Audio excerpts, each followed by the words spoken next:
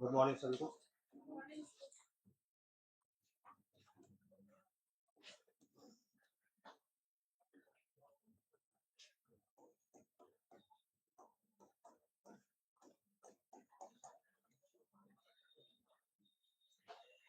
मेरा नाम रौनक हो, ठीक है। और बाकी तो आप लोग जान जाएंगे, धीरे धीरे ये जानते होंगे। चलिए हम लोग काम का बात करते हैं ना, पढ़ाई का। मेरे बारे में पता चल जाएगा आपको। ये सबसे पहले ये समझिए कि आज पहला क्लास है, तो पढ़ाई से ज़्यादा हम लोग समझेंगे क्या है। पढ़ना तो हम लोग को है ही लंबा, इसका इम्पोर्टेंस बहुत ज़्यादा है, ठीक है।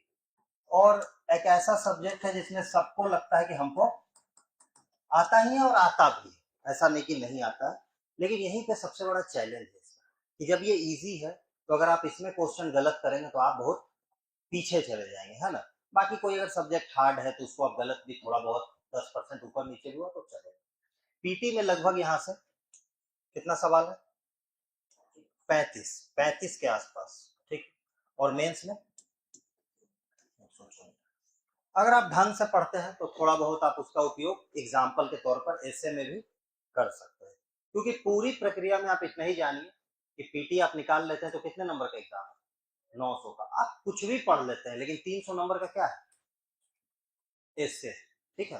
तो एसे की तैयारी आपका शुरू से ही आपके माइंड में होना चाहिए। ऐसा नहीं हम बोल रहे कि आप पहले दिन लिख करके एकदम ये हो जाएगी, खलीफा बन जाएगा, लेकिन आपके बैक ऑफ द माइंड ये चीज होना चाहिए कि अगर कुछ भी पढ़ लें, लेकिन अगर ये 300 में अच्छा परफॉर्म नहीं करेंगे तो बहुत बहुत मुश्किल हो जाता है जर्नी। तो इसको ध्यान में रखते हुए तो इसके लिए क्या जरूरी है, हम क्या कर सकते हैं। पहला दिन, तो पहला दिन हम चीजों को मेच्योरली लेना, क्योंकि तैयारी स्टूडेंट करता है लेकिन सिलेक्शन आदमी या औरत का, लड़की का होता है ना। स्टूडेंट का सिलेक्शन नहीं होता, क्योंकि पर्सनैलिटी टेस्ट है, ये है वो है, समझे। खैर, अभी जो हम लोग फोकस करेंगे वो किस पे करेंगे, पीटी पे करेंगे। तो बहुत बेचैन इसके लिए होने की जरूरत नहीं है, अभी सिर्फ इस पे फोकस करेंगे। इसमें भी हमारा काम क्या है, मॉडर्न पे फोकस करना है, ठीक है। दो तीन बातें पहले, हिस्ट्री कोई डायरी एंट्री नहीं, ठीक है। क्या आपको दुनिया में हर चीज का नाम पता होना चाहिए, हर बात का डेट पता होना चाहिए, ऐसा नहीं होता है। पता होना चाहिए, डेट से ज्यादा पता होना चाहिए सीक्वेंस, ठीक है। दूसरी बात, डेट जो भी पता होना चाहिए, क्योंकि हम खुद बीए किए, एमए किए, जेआरएफ निकाले, खुद एग्जाम क्वालिफाई किए, तो हमको पता है कि कौन सा डेट बताना है और कौन सा छोड़ देना। तो हर चीज का डेट तो हमको भी पता, क्योंकि डायरी एंट्री थोड़ी है कि रोज कोई बैठ करके वहां पे शुरू से डेट में लिखा है कि 12 तारीख को ये होता है, ऐसा कुछ। जो बहुत प्रमुख डेट्स होते हैं उनका जिक्र अलग अलग स्रोतों में, अलग अलग सोर्सेस में होता है, तो ये चीजों को ध्यान रखना। दूसरी बात, किताब कौन सा पढ़े। अगर किसी को कुछ भी पढ़ना है एनसीईआरटी पढ़िए, उससे ज्यादा दिमाग लगाने की आवश्यकता नहीं है। क्योंकि आपको जो पीटी में पूछता है वो फैक्चुअल लेवल पे ज्यादा पूछता है। आप कितना भी बहस कर लीजिए कि कंसेप्ट ये वो, लेकिन पूछता किस पे, वो फैक्चुअल लेवल पे पूछा कि बम कौन बनाया। तो इसमें आप कंसेप्ट जान के क्या कीजिएगा, बम बनाइएगा नहीं ना, आपको बताना है आदमी का नाम, एक बात। दूसरी बात, जहां कंसेप्ट कुछ चीजों में तो वो हम आपको डिलीवर कर देंगे, उसके लिए आपको कमी नहीं होगा, क्योंकि आप पहली बार पढ़ रहे होंगे। हम पिछले 4 साल में नहीं नहीं तो कम से कम 1000 बच्चा तो अलग अलग क्लासेस में हम 3-4 कोचिंग में पढ़ा है, तो हमको तो आइडिया है इस बात का। तो वो सेंस ऑफ क्या बोलते हैं, एंजाइटी नहीं लाना है, ये छूट गया वो छूट गया। आपको जो लग रहा है छूट गया, वो कहीं और जाकर के कंप्लीट हो जाएगा, क्योंकि आपके लिए पहला बार है, हमारे लिए जस्ट अनदर कोर्स है ना। तो ये चीज, अब हम लोग सबसे इंपॉर्टेंट बात, इस 35 में जो मॉडर्न आएगा वो कम से कम कितना आएगा, कम से कम, क्योंकि एंशिएंट मिडिवल कितना आता है, 3-4 दोनों से, समझे, 3-4, मतलब दोनों मिला के 5 से 7 क्वेश्चन आता है, मैक्सिमम आएगा तो 10 आएगा, 5-5। तो बहुत बेचैन होने की जरूरत नहीं है इन सब चीजों में। फोकस किस पे रखना है, मॉडर्न। ये नहीं कि एंशिएंट के लिए आर एस शर्मा की किताब खरीदने लगे और फिर वो रोमिला थापड़, उससे कुछ आपका होना, वो स्कॉलर्स, वो लोग जो किताब लिखता है वो आपके एग्जाम के लिए नहीं लिखता है, ठीक है ना। आपको पूछेगा बुद्ध संगति, आप जाकर के खोलिए, आपको कहीं उसमें आपको पता ही नहीं चलेगा वो कहाँ पे लिखा हुआ, उस किताब में लिखा हुआ है लेकिन आपको नहीं पकड़ाएगा, क्योंकि वो कोई बॉक्स वॉक्स बना के नहीं लिखता। मॉडर्न में आपको क्या पढ़ना है, आपको जो भी है एनसीईआरटी पढ़ना है। वो क्लास 8 या 9 में मॉडर्न है, हमको ध्यान नहीं है, और एक क्लास 12th में है ना, 11 12th 12th में, 11 में तो वर्ल्ड वाला, तो वो दोनों ही आपको पढ़ना है। उसमें कुछ फैक्ट वैक्ट मिले तो आपको देखना है। अभी आप घर जाइएगा तो आपको एक भैया मिलेंगे, जो भैया बहुत तेज होते हैं मोहल्ला में, है ना। उस भैया के पास कम से कम हर कोर्स पे कितना किताब होता है, 10-15 किताब उनके पास होता है। उनके पास पलासी टू पार्टीशन भी होता है, सुमित सरकार भी होता है ना। फिर बोलते हैं कि बिपिन चंद्रा पढ़े बिना तो कोई उपाय ही नहीं है। फिर आ जाता है तो ईसा बनर्जी दुबे भी आजकल चल रहा है। फिर आ जाएगा पूनम दलाल धैया भी है। तो ऐसे कम से कम 150 किताब धरती पर एग्जिस्ट करते हैं। सबका अपना उपयोगिता है, लेकिन आपके लिए उपयोगी नहीं है, क्योंकि आप एक बात याद रखिए, आप यहाँ हिस्ट्री में बीए एमए करने नहीं आए हैं। आप एक एग्जाम में 25 में से 23 क्वेश्चन सही करना है। तो अपने चीजों को क्या रखना है, अपने गोल्स को प्रॉपरली याद रखना, समझे ना। ऐसे हवा में रैंडम, क्योंकि अभी होगा। अभी आप लोग कौन कौन फर्स्ट ईयर, कौन कौन पहला बार तैयारी, मतलब एकदम 73वीं ही देगा पहला बार? आप ही लोग सब मतलब मैक्सिमम लोग आप दिए पहले? कितना बार दिए हैं? एक बार। कोई विशेष तैयारी के साथ कि बस ग्रेजुएट हुआ और दे दिए, है ना? हाँ, मतलब ग्रेजुएट हुआ, 2-3 महीना फॉर्म निकला डाल दिए, कोई आइडिया नहीं, मतलब पहला ही बार है, प्रैक्टिकली पहला। तो इस बात को समझिए, ठीक है। और आप जब क्वेश्चन देखोगे तो आपको, आप डिस्कशन सुन के तय किए कि वो हार्ड है कि इजी है, आपका अपना अनुभव उसमें नहीं है ना। तो अनुभव अपना बनाना, हम उसमें आपको क्या करेंगे, सहायता करेंगे। इस बात को समझना है, बहुत प्रेम से रहना है। यही जानिए कि एग्जाम बहुत आराम से ही निकलेगा, लेकिन तब निकलेगा जब आप कूल माइंड से रहिएगा। इसमें फेलियर, सक्सेस, ड्रॉबैक्स, ये वो सब कुछ इसका पार्ट एंड पार्सल है। आज हमारा रिजल्ट 10 दिन पहले निकल गया, तो क्या 11 दिन पहले हम परेशान नहीं थे? बिल्कुल थे, लेकिन हम चिंतित नहीं थे, ठीक है ना।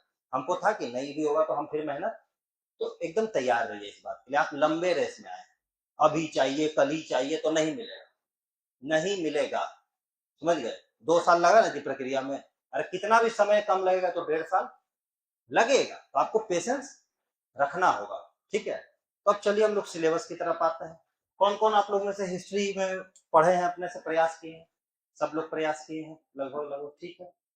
सिलेबस जो आपको मिला है आप देखिएगा, हम अपने अनुभव से आपको लमसम वही बातें रहेंगी, उसमें बस थोड़ा डिजाइन में बना दिए।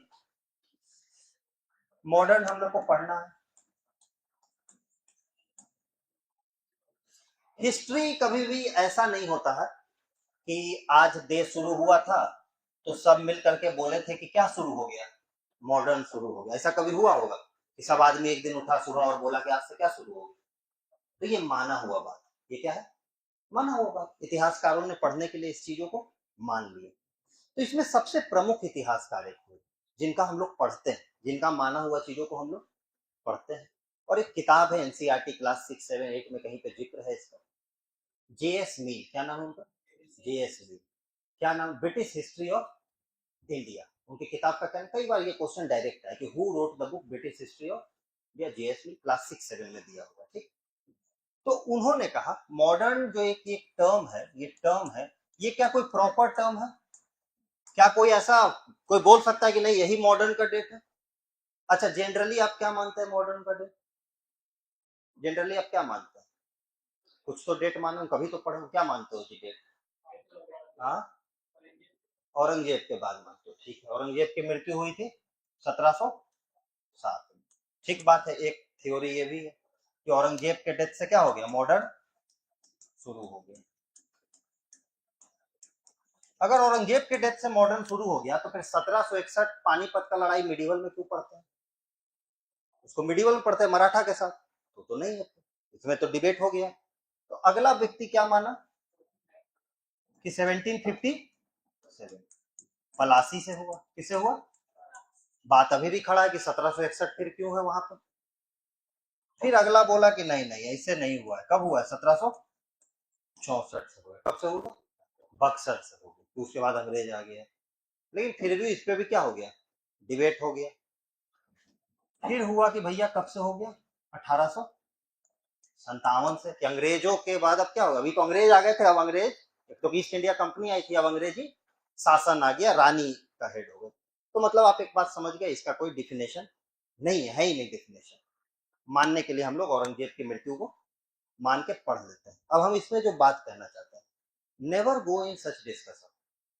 किताब में ये पूरा डिस्कशन हर बार हर थ्योरी का कि 1707 क्यों माना गया और क्यों नहीं माना गया, उस पर 5-5 10-10 पेज लिखा, वो आपके काम का बात है ही नहीं, उससे एमसीक्यू बनता ही नहीं। आपको एमसीक्यू बना, क्योंकि आपका ऑब्जेक्टिव आपको क्या होना चाहिए, 24 घंटा क्लियर होना चाहिए। आपको स्कॉलर बन के रूम में या मोहल्ला में या ब्लॉक में इंप्रेस करने की जरूरत नहीं है।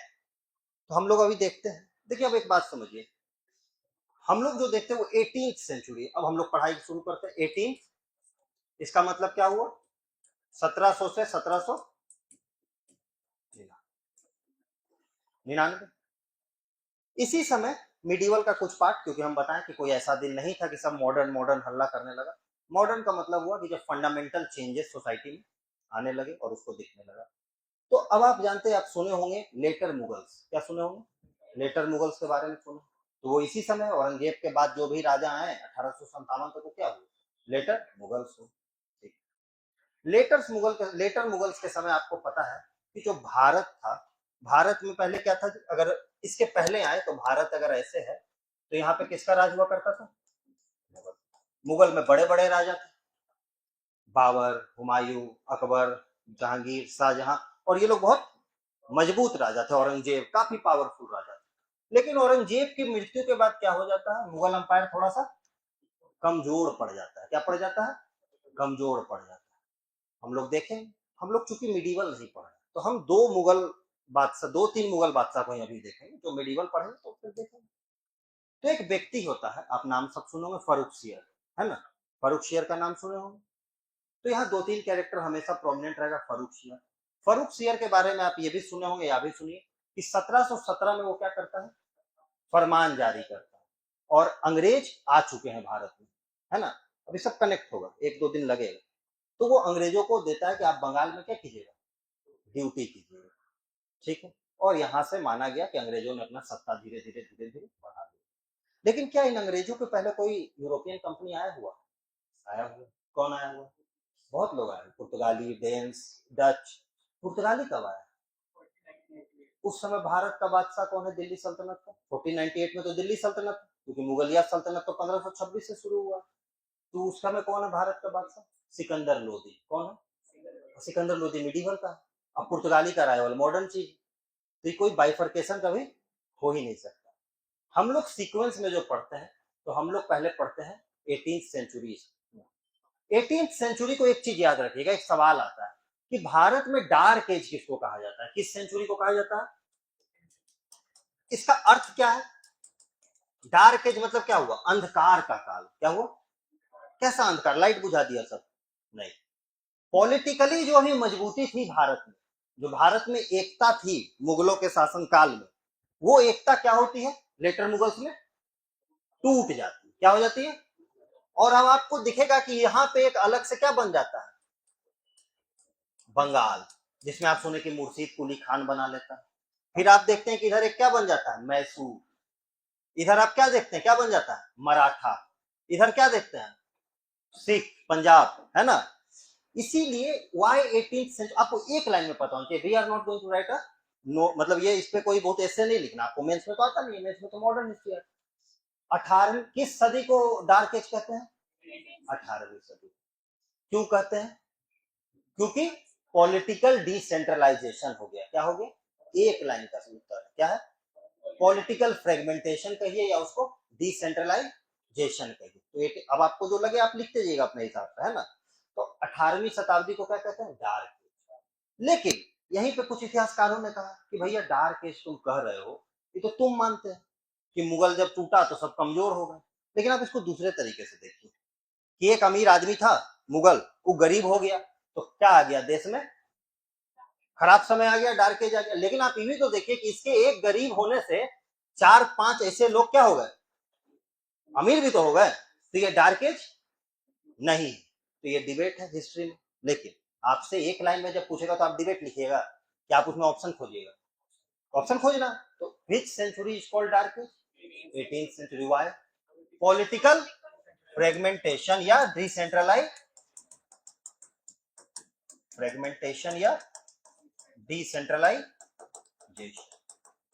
ठीक है, पॉलिटिकल फ्रेगमेंटेशन हो गया। या इसी को क्या कह सकते अलग भाषा में, राइज ऑफ रीजनल पावर्स, है ना, rise of regional powers, rise of regional. अभी हम लोग अराइवल ऑफ यूरोपियन नहीं पढ़ रहे हैं, 18th century, arrival of European तो ये आया तो इजी चीज है। तो ये क्या हो गया, राइज ऑफ रीजनल हो रहा है ना, रीजनल पावर का राइज। अब अपने इस कहानी को एक कोना में पकड़ लीजिए, क्योंकि कहानियां कनेक्ट होंगी। इतिहास आपके लिए सीधा सीधा बना नहीं है, 10 चीजें कोलाइड करें। तो एक कहानी आपने देखा कि देश में क्या हो चुका है, देश में क्या हो चुका है जी, एक तरफ रीजनल पावर्स का राइज हो चुका है ना। ये तो इंडिया का स्थिति है, मतलब ये क्या है, इंडिया इन 18th सेंचुरी, ये एक बात है। अब दुनिया में आते हैं, तो ये दोनों बातें, अब वर्ल्ड में देखते हैं क्या चल रहा है। वर्ल्ड में हम लोग 15th सेंचुरी में जाते हैं, कहा जाते हैं वर्ल्ड में, इंडिया का कोई उसमें मायने नहीं है, वर्ल्ड, इसको भूल जाइए, इसको दिमाग से डिलीट रखिए। वर्ल्ड में क्या चल रहा है, तो वर्ल्ड में एक लड़ाई चल रहा है इस्लाम और क्रिश्चियनिटी के बीच में। किसके किसके बीच में, इस्लाम और क्रिश्चियनिटी के बीच में। उसी को वर्ल्ड में क्या कहा गया, क्रूसेड, नाम सुने होंगे आप लोग, क्या कहते हैं इसको, क्रूसेड। किसके किसके बीच चल रहा है, इस्लाम वर्सेस क्रिश्चियनिटी, धर्म युद्ध है ये। इस धर्म युद्ध में कुछ ऐसा होता है कि एक डेट आता है, कौन सा डेट आता है, 1400 क्या आता है जी, सुनो कुछ ऐसा बचपन में पढ़े हो, fall of Constantinople, Hindi medium में उसको क्या कहते हैं, कस्तुन दुनिया का पतन। फॉल ऑफ कॉन्स्टेंटिनोपल कहाँ है, टर्की में, कहाँ है, सेंट्रल एशिया। अगर आप आज भी देखिएगा तो टर्की क्या है, ट्रांस कॉन्टिनेंटल देश, मतलब उसका कुछ पार्ट एशिया में भी है और कुछ पार्ट, और इसीलिए जो पार्ट यूरोप में है वो तो काफी रिच है, और जो पार्ट एशिया में है वो काफी कंपैरेटिवली गरीब है। इसलिए टर्की को क्या कहा जाता है जीके में, सिक मैन ऑफ यूरोप, क्या कहा जाता है, यूरोप में है लेकिन जो एशिया में पार्ट है वो क्या है, कंपैरेटिवली गरीब है, तो उसको कहा जाता है यूरोप का बीमार आदमी। ये एक आप सुने होंगे या अब आप सुनिएगा।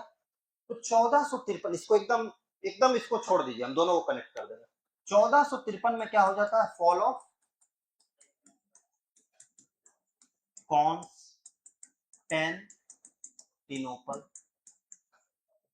जब कॉन्स्टेंटिनोपल एक जगह है, ये क्या है, टर्की में एक जगह,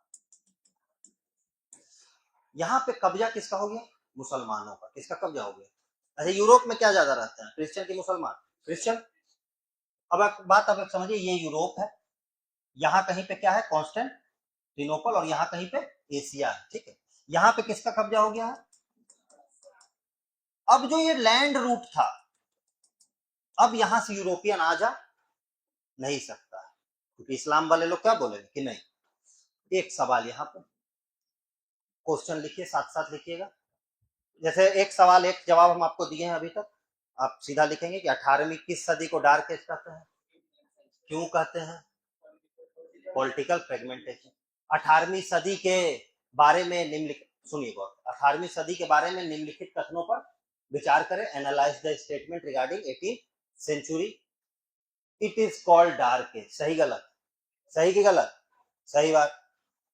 one of the prominent characteristic of this period was the political fragmentation, सही की गलत, सही की गलत, सही। तीसरा point, this period saw the rise of regional power, सही की गलत। तो स्टेटमेंट 1 2 3 क्या हो गया, इनमें से कौन सही नहीं है, तो तीनों सही है, नन ऑफ द। यही तो स्टेटमेंट का क्वेश्चन है, बदल गया बात, ये कंसेप्चुअल क्वेश्चन है ना, इसमें कोई बहुत कोई ऐसा इसमें नोट्स लिखना और 8 महीना तक हिस्ट्री पढ़ने की जरूरत, अगर आप सुनिएगा तो आपको समझ में आएगा, है ना, समझ गए, समझ गए। 18th सेंचुरी यही है आपके लिए, 18th सेंचुरी इतना ही और कुछ नहीं है। उसके बाद जो है वो पॉलिटिकल हिस्ट्री वो चलेगा, कंसेप्ट इतना ही है, ठीक। वर्ल्ड में क्या हो रहा है, फॉल ऑफ कॉन्स्टेंट, जैसे जैसे हम बनाते हो वैसे वैसे बना लो, और हम जो बात बोलेंगे बोलो, घर जाकर के एक बार वीडियो को क्या करना है, देखना। ये मेरा टाइम बर्बाद होता है, तो टाइम नहीं बर्बाद करोगे तो 2 साल और एग्जाम दोगे, तो रिवीजन तो करना पड़ेगा ना, कोई तुमको भगवान भी पढ़ा देंगे तो उससे कुछ होने वाला नहीं, रिवीजन तो करना पड़ेगा बाबू। फॉल ऑफ कॉन्स्टेंटिनोपल हो गया। अब एक सवाल का गौर से जवाब दो, ये बोरिंग रोड है, यहाँ मान लो बिहार सरकार का कब्जा है, कल हम लोग अमेरिका से लड़ाई कर ले बिहार, तो यहाँ किसका कब्जा हो जाएगा? अमेरिका पावरफुल, अमेरिका का कब्जा। तो अमेरिका क्या करेगा? इसको तबाह कर देगा, इसको यूटिलाइज करेगा। पहले तो युद्ध में जो बर्बाद करेगा उसके बाद क्या करेगा? यूटिलाइज करेगा। इस जगह को सेंटर की तरह गंगा जी किनारे ट्रेड दौड़ाएगा, एयरपोर्ट बनाएगा, ट्रेड करेगा, बिजनेस करेगा, डेवलपमेंट करेगा, इतना जमीन है। तो क्या इस्लाम के कॉन्स्टेंटिनोपल पे कब्जा करने से ट्रेड रुक गया? ये बहुत एक्सट्रीम स्टेटमेंट। रुक गया मतलब क्या होता है? क्या ट्रेड होगा ही नहीं करेंगे? अरे भैया, जब ट्रेड सेंटर है, पहले क्रिश्चियन यूज करते थे, यूरोपियंस यूज करते थे, अब कौन यूज करेगा? लेकिन रुक किसके लिए गया? यूरोपियंस के लिए रुक गया। लेकिन ये स्टेटमेंट कि trade was completely disbanded after the fall of, ऐसा नहीं हो सकता। ऐसा हो ही कॉमन सेंस है, एक्सट्रीम स्टेटमेंट है, कैसे बंद कर देगा? इसको भी तो कमाना है। अरे पहले तुम कमाते थे, अब हम कमाएंगे। दूसरी बात, तो ट्रेड पूरा बंद नहीं हुआ, लेकिन कंट्रोल किसके हाथ में चला गया? सत्ता मुसलमानों के हाथ में, इस्लाम के हाथ में चला गया। तो ट्रेड क्या क्रिश्चियंस को एकदम ट्रेड करने नहीं देगा? बोला करो ट्रेड, तुमको करो, लेकिन टैक्स क्या करना होगा? यही होता है ना, सरकार क्या बोलती है? कमाओ, लेकिन जितना कमाओगे टैक्स उतना ज्यादा। तुम इतना कमाओगे तो 10%, इतना कमाओगे तो इतना, और इससे ज्यादा कमाओगे तो 30%, है ना? अंबानी कितना देता है? 30% है। 100 रुपया कमाता है तो 30 रुपया सरकार को भरता है, सीधा सीधा इनकम टैक्स, बाकी जीएसटी वीएसटी अलग। ठीक है, तो क्या फॉल ऑफ, तो अब आप बताइए क्वेश्चन हमको, अब हमको बताइए, कोई ज्ञान का जरूरत नहीं है। क्या कॉन्स्टेंटिनोपल का फॉल होने से ट्रेड पूरी तरह से बंद हो गया? स्टेटमेंट वन गलत की सही? गलत। क्या यूरोपियंस को ट्रेड की अनुमति थी हाई टैक्सेस के साथ? बिल्कुल, टैक्स दीजिए। कमाएगा, कमाएगा कैसे? टैक्स से ही तो कमाएगा। लेकिन कोई टैक्स देना चाहेगा? अब यूरोप है ये, अब मैप तो हम नहीं बना सकते, ये क्या है? यूरोप है। ये यहाँ पे कौन सा जगह है? कॉन्स्टेंटिनोपल। ये मान लीजिए यहाँ पे क्या है? भारत। और यहाँ पे कौन सा कॉन्टिनेंट होगा? अफ्रीका। इधर अमेरिका, अमेरिका, अपने को काम नहीं इधर। यूरोप के एक साइड में भी फुटबॉल का सीजन भी चल रहा है। यहाँ पे एक पेनिनसुला है। क्या नाम है इस पेनिनसुला का? ज्योग्राफी में क्वेश्चन कई बार आता है, इबेरियन पेनिनसुला क्या होता है जी? ठीक, बहुत अच्छा। जैसे आइलैंड होता है चारों साइड से, और पेनिनसुला होता है 3 साइड से। ज्योग्राफी में कई बार ये सब सवाल छोटे छोटे आते हैं। कौन सी पेनिनसुला है? Iberian peninsula. इस ज्योग्राफिकल टर्म है, आज भी है। और इस इबेरियन पेनिनसुला में 2 देश है। कितने देश है? 2 देश है। कौन कौन है जी बताइए, तो ज्योग्राफी का सवाल है, बताइए। हाँ, बहुत बढ़िया। कौन है? स्पेन और पुर्तगाल।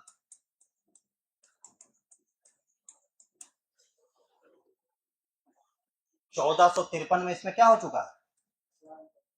लेकिन ट्रेड पूरा बंद। टैक्स के साथ आप ट्रेड कर सकते, लेकिन टैक्स देने का इच्छा ये देने क्यों देने? हम अभी तक कमाते थे 100 रुपया, अब तुमको 20 रुपया उसमें से हम क्यों दे? तो दुनिया में जैसे हर समय आप देखिएगा, आज के डेट में सुपर पावर कौन है? चाइना, रशिया, मोदी जी के भाषा में भारत, है ना? मतलब जबरदस्ती वाला, समझिए। तो फिर क्या है? अमेरिका, ये सब सुपर पावर्स है। तो दुनिया में हर समय अलग अलग सुपर पावर।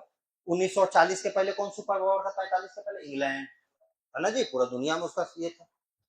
इस जमाने में सुपर पावर कौन देश थे? कौन थे? स्पेन। इधर क्या पड़ेगा? कौन सा कॉन्टिनेंट? और इधर यहां कहीं कौन सा ओशियन होगा? अटलांटिक होगा। इतना तो ज्योग्राफिकली आपको समझना है। ज्योग्राफी में अटलांटिक ओशियन में एक आइलैंड है, क्या नाम है उसका? अभी ये भी फुटबॉल खेल रहा है, केप, है ना? ये भी फुटबॉल खेल रहा है, अभी सुनते हम तो देखते नहीं है। तो स्पेन और पुर्तगाल, 2 सुपर पावर के बीच में क्या होता है? दोस्ती रहता है कभी? दोस्ती हो ही नहीं सकता, तो पावर किसे बनेगा? सुपर पावर को मन होता है कि हम सुप्रीम पावर बन जाए। तो यूरोप और पुर्तगाल और स्पेन के बीच में क्या चलता था? संघर्ष चलता था। इधर तो ये लोग को संघर्ष करने का हिम्मत रहा नहीं, तो इन्होंने कहा कि भैया अब हम पूरी दुनिया पे क्या करेंगे? सी रूट से हम सब नोट्स लिखवा देंगे। सी रूट से क्या करेंगे? कब्जा करेंगे। लेकिन अगर हम भी यहाँ जाएंगे तुम भी, तो क्या होगा? लड़ाई होगा। स्पेन भी भारत आ जाता, पुर्तगाल भी आ जाता, तो क्या होता? किसी का फायदा। तो एक केप वर्डे से एक क्या खींचा गया, इमेजिनरी, इमेजिनरी कोई ऐसा लाइन जैसे ट्रॉपिक ऑफ कैंसर कहीं है क्या धरती पे, लेकिन इमेजिनरी लाइन। तो किस आइलैंड से इमेजिनरी लाइन खींचा गया? क्या आपको लिखने की जरूरत है? आपको नहीं दिख रहा है केप वर्डे लिखा हुआ? जो बोर्ड पे बन रहा है उसको चुपचाप बनाइए और सुनते रहिए। केप वर्डे से क्या खींचा गया, कब खींचा गया? 1400, दिख रहा है ये कब्जा हो गया। 40 साल में ये लोग दिमाग लगाया और ये, और कहा गया कि इधर कौन जाएगा, इसलिए भारत में कभी स्पेनिश आया, कभी स्पेनिश कभी, और पुर्तगाली कहां चला गया, पुर्तगाल कहां चला गया,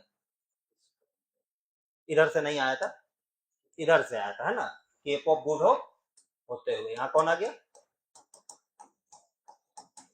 और अब तुम देखो 1494 में ये तय हुआ है और 1498 में हमारा वास्को भाई, ठीक है। आप लिखना है तो एक दो लाइन में लिख लो। इन 1453, जल्दी जल्दी लिखेंगे। इन 1453 after the fall of Constantinople, bracket में जिसको नहीं पता लिखेंगे टर्की एशिया माइनर, क्या लिखेंगे, फॉल ऑफ कॉन्स्टेंटिनोपल, ब्रैकेट में लिखेंगे Asia minor, Asia minor Turkey को ही कहते हैं, ठीक है, टर्की एशिया माइनर, ठीक है। इन 1453 after the fall of Constantinople trade route was disrupted, हम ये नहीं बोल रहे कि डिसबैंडेड, क्या बोल रहा है, डिसरप्टेड, प्रॉब्लम किया गया, trade route was disrupted for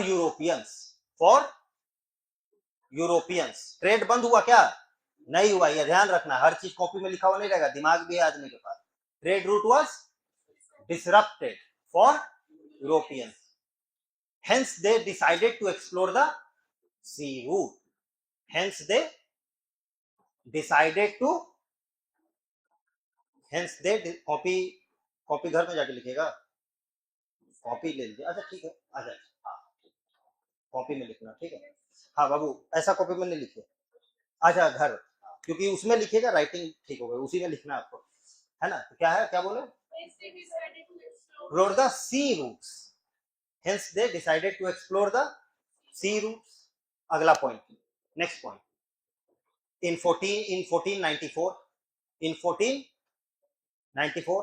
an imaginary line was drawn, an imaginary line was drawn, an imaginary line was drawn passing through the Cape Verde Island in Atlantic, passing through the Cape Verde, ठीक है, Cape Verde Island in, आपको कभी geography में आ सकता है कि Cape Verde island किस, बहुत इजी है, Cape Verde island in Atlantic, है ना। चलिए third point, through the treaty of, through the, अच्छा ये लाइन खींचा तो ट्रीटी उसको नाम दे, हर चीज का होता है संधि का नाम होता है, थ्रू द ट्रीटी ऑफ, जो हम लिख रहे हैं यहाँ लिखे, थ्रू द ट्रीटी ऑफ टॉर्डे, कोई ट्रीटी का क्या नाम है, संधि का, जैसे ट्रीटी ऑफ इलाहाबाद होता है वैसे ट्रीटी का क्या नाम, टॉर्डेसिलस, थ्रू द ट्रीटी ऑफ, तो कब हुआ टॉर्डेसिलस की ट्रीटी, 1494, यही है जो लाइन खींचा गया उसी ट्रीटी कहा गया, थ्रू द ट्रीटी ऑफ टॉर्डेसिलस, जिसको नहीं ध्यान रहे तो ब्रैकेट में लिख लेंगे 1494, it was decided, it was decided, it was decided that Spain will occupy,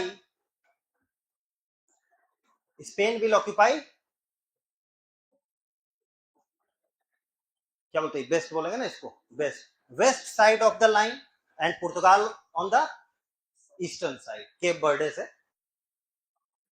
Spain will occupy the western side whereas Portugal will occupy western side, समझ गए ना, लिखना बहुत इंपॉर्टेंट, तुम लिखे बहुत अच्छी बात, घर जाके पढ़ोगे और अच्छी बात, लेकिन याद रहना चाहिए कोई इतना क्लियरली बताए, तो लिखवाना बहुत ईजी है, क्या जाता है, 4 लाइन अंग्रेजी है बोलना है ना, उसमें क्या कौन सा बड़ा बात है, ठीक है। तो ये ट्रीटी याद रखेंगे, अभी तक ये सब पूछा नहीं गया, लेकिन आपको कोई स्टेटमेंट आ जाएगा, दिमाग खोलने के लिए या ऐसे में कभी कुछ उपयोगी, तो देखो कहाँ क्या उपयोग हो जाएगा इसका गारंटी है नहीं, है ना। तुम अभी एग्जाम जब दोगे ना तो तुमको ऐसा पता चलेगा कुछ चीजें तुम कभी जीवन में कभी पढ़े थे और वैसा तुमसे उससे 10 सवाल उससे मोर और लेस आसपास से बन गए। खैर तो ये हो गया। तो अब अपने लिए क्या स्पेन का कोई महत्व है क्या? स्पेन गया, स्पेन गया, अपने को अपना महत्व किससे पड़ा? यही से हम लोग का मॉडर्न हिस्ट्री क्या हो जाता है। अब भैया इंडिया क्या है, कौन सा समय चल रहा है अभी 18th सेंचुरी नहीं आया तो हम बता दिए कि देश टूट चुका है। अभी 15th सेंचुरी से हम लोग आगे बढ़ रहे हैं। अब दुनिया में क्या चल रहा है, अब इंडिया का बात करेंगे। यहाँ पे कौन सा कॉन्टिनेंट होगा? अफ्रीका। यहाँ पे कौन सा एक देश के बारे में हम लोग को देखना है? अब अपने लिए ये इम्पोर्टेंट। पुर्तगाल बोला कि भैया क्या करना होगा, ट्रेड तो करना होगा, और उसके लिए क्या खोजना होगा, सी रूट। तो यहीं पे सवाल आता है कि भैया तो क्या पहले कोई लैंड रूट से ट्रेड होता था? तो हाँ, लैंड रूट से। तो ये बात अभी बिना बोले ही समझ में आ जाना चाहिए कि in earlier time there was no trade between India, ऐसा कभी। सिल्क रूट फिर क्या था, जो सेंट्रल एशिया जाता था, और वहां सेंट्रल एशिया से फिर वो यूरोप निकल जाता था। तो ट्रेड तो कभी रुकता ही नहीं है, ऐसा बिजनेस कभी रुकता। तो एक बात। अब पुर्तगाल में एक व्यक्ति हुआ वास्को, वास्को डगामा निकलता है 1497 में, कहां से? पुर्तगाल। और यहाँ पे एक जगह है, उसका नाम क्या है? Cape of Good Hope. क्या है? Cape of. केप क्या होता है? कोई भी पेनिनसुला के अंतिम छोर का जो कोनिकल शेप या अंतिम छोर को क्या कहते हैं? Cape of Good Hope. और केप ऑफ गुड होप से आता है इधर, कहाँ पे? तंजानिया एक जगह है, नाम सुनोगे? तंजानिया। और तंजानिया में उसको एक व्यक्ति मिलता है, उसका नाम क्या है? अब्दुल, ये सब सवाल पूछता है जनरली। अब्दुल मजीद। अब्दुल मजीद क्या है? एक गुजराती है। क्या है? गुजराती है, गुजराती सेलर है। इससे ये समझ में आता है कि गुजरात के साथ, मतलब भारत का व्यापार तो अफ्रीका के साथ हमेशा, तभी ना अब्दुल मजीद वहां क्या करने गया था? वास्को डी गामा को लाने नहीं ना, वो तो अपना काम से गया था। और यहीं पे आप पढ़ते हैं कि 1497 में चला था और यहाँ कब पहुंच जाता है? 1498 में। यहाँ कौन रहता है राजा? वहां के राजा का नाम ही, मतलब नाम नहीं, वहां का टाइटल है, जैसे यहाँ राजा बोलते हैं वहां क्या बोलते हैं। कहाँ पे उतरता है आप जानते हैं? काली, या उसी को आज के डेट में क्या कहते हैं? कोजी कोडे। एक सवाल आता है, ये कौन सा कोस्ट है? तो मालाबार, मालाबार। ये सब पूछता है, इजी है ये चीज। आया अपना वास्को डी गामा। हम लोग पुर्तगाली के बारे में भी नहीं पढ़ा, अभी 18th सेंचुरी से तो कनेक्ट करें। अब यहाँ पे जो आपको देखना है कि इंडिया में क्या, यहाँ तुम जेमोरिन है, अभी यहाँ मुगल चल रहा है, दिल्ली सल्तनत चल रहा है, कि मौर्यन पीरियड चल रहा है? दिल्ली सल्तनत चल रहा है। क्या चल रहा है? दिल्ली सल्तनत चल रहा है। दिल्ली सल्तनत का पीरियड है 1206 से 1526। ठीक, नोट मैटर, तो नहीं पता पहले ही नहीं पढ़े कोई दिक्कत नहीं, आपको याद रखना। इंडिया पे मुख्यतः किसका राज चल रहा है? दिल्ली सल्तनत। और राजा कौन है? सिकंदर। पूछा हुआ सवाल कि जब वास्को डी गामा भारत आया तो दिल्ली सल्तनत का सुल्तान कौन था? कौन था जी? सिकंदर लोधी। ठीक है, अब आप लिखिए जो हम लिखवा रहे हैं, फिर आगे हम लोग पढ़ते हैं। अब ये तो समझ गए कि पुर्तगाली आएगा। अगला पार्ट लिखिए, अगला पॉइंट लिखिए। Vasco da Gama sailed from Portugal, sailed from Portugal in 1497. In 1497 and reached India through Cape of Good Hope. Through Cape of Good Hope.